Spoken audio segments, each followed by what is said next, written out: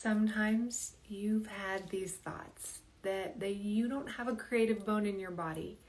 Or perhaps a little more gentle, you say, well, I'm a little creative, but not like her. And perhaps you minimize your creativity. You say, oh, it's just a little dabbling in crafts. And it's not really creating anything. I'm just gluing down some pictures that other people made. These are the kind of thoughts that really interfere with what is completely natural, normal, and an essential part of the human condition. It really leaves you quite depleted when you start to minimize the aspects of yourself that are designed for creativity. When you get into that space where you're minimizing and saying it's no big deal, it's not important, what's a few minutes going to do anyway? You start to deprive yourself of making each day special. The aspects of you being a creative person include what you put on in the morning. You created that outfit. Do you like what you're wearing? It includes how did you feed yourself? Did you put it on a nice plate and sit down? Or did you kind of eat standing up over the sink and scrolling over your phone? And I've certainly done that latter when I'm in a hurry in between appointments.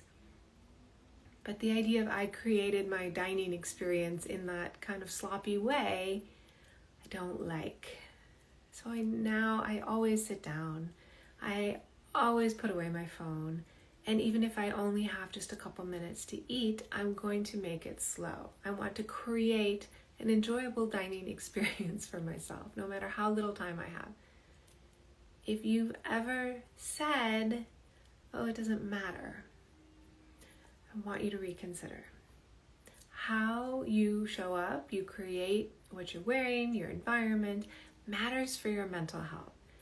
And taking the time to be expressive and creative in a visual way has a huge impact on you. And it can be beauty appreciation, looking out the window. You can see my painting in the background. It's been a painting I look at since I was a little kid. My parents had it hanging on the wall. It's the steps of Montmartre, and it was a place I always dreamed of going. I would imagine myself walking those stairs when I was a kid. The way that you take in beauty around you makes a huge difference. If you're on a walk, and you just keep noticing there's a little bit of trash here and there, you're losing the point of going for an aesthetic experience. Look up, see how the shrubs are growing, see how the trees are arching. So the looking and then the creating. 10 minutes of painting or doodling has a huge impact on the way you think, the way you experience yourself. Just doodling in a meeting was sometimes all I could get in when I was full on, non-stop working at the university. But I always made sure to do it. And those little bits of art, Martha Beck calls them a microdose of art, and it will change your brain. Engaging in art can't be dismissed or diminished as a way through what's happening in a complicated world right now in terms of self-soothing, being at peace, knowing yourself, knowing your thoughts, and taking really good care of yourself. When you burn out, it impacts everyone around you, not just you.